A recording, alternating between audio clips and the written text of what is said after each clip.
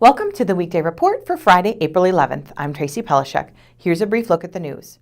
A 10-year-old girl was among the Pleasant Prairie RecPlex patrons police say were videotaped without their knowledge while using the women's locker room. The videotaping was discovered Monday. The woman police say admitted placing the cameras said she did so at the request of a male coworker. Carl Lant of Waukegan was charged Thursday with 11 counts of conspiring to capture an image of nudity. The woman, Pleasant Prairie resident Melissa Wenkenbach, has been released from jail and is expected to be charged next week. A candlelight vigil was held Thursday night for the Reverend Georgette Wonders, the Bradford Community Church Unitarian Universalist minister who was severely injured in a freak accident in a McDonald's drive-thru earlier this week. Wonders remains hospitalized with life-threatening injuries. She was reportedly in the drive-thru at the Sheridan Road McDonald's late Tuesday when she opened her door to retrieve a dropped item and became pinned against the building. Members of the church were invited Thursday to visit Wonders in the hospital to say their farewells. A Thursday night summit to bring awareness to the growing heroin problem in Kenosha drew more than 100 parents, their kids, friends, and others to learn about how to spot the troubling signs of drug use and abuse.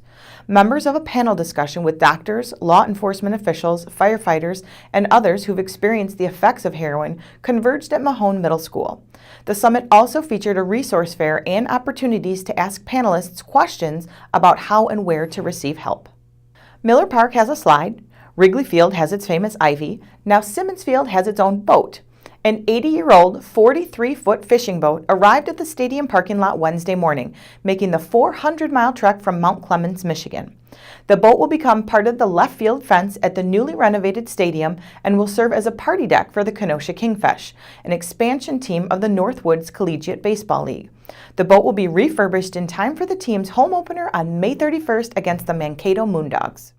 Kenosha's Miss America, Laura Kaeppeler, is now in Italy celebrating her recent marriage to Mike Fleiss, creator of ABC's The Bachelor.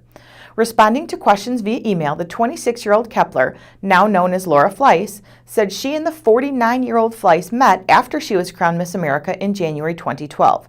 She said they were engaged in Paris about a year ago. Since they've met, she said they've been in Kenosha many times, making at least one stop at her former employer, the Spot Drive-In. Indian Trail Baseball's squeak-by trumper on Thursday. Mike Johnson has the story.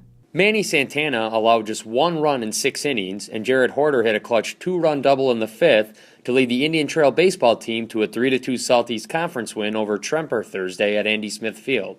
Horder drove in all 3 of the Hawks' runs on a pair of doubles, while Santana struck out 3, walked 2, and gave up 6 hits.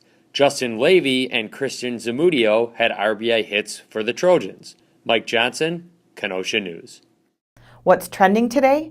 Do you feel modern technology is invading your privacy? Do you feel you've been a victim or know someone that may have been a victim of unknowingly being videotaped or photographed? Chime in on our Facebook page. Up next is Jeremy Reeves with the latest family heirloom feature.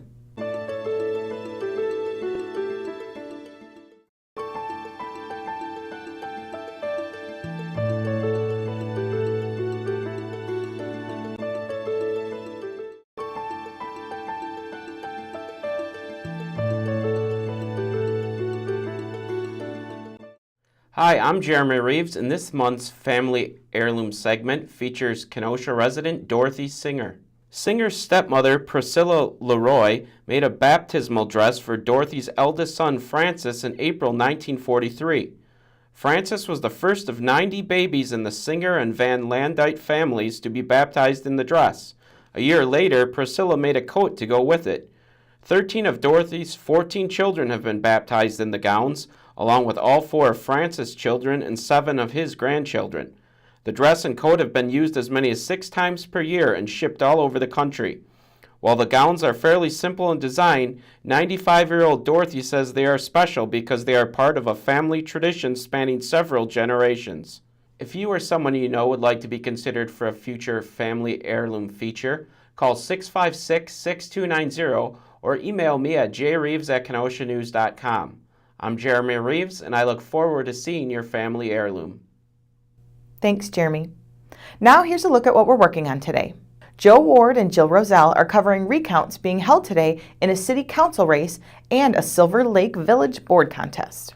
And Melinda Ticklar has this week's Sunday Choice feature, profiles of some relative newcomers to Kenosha.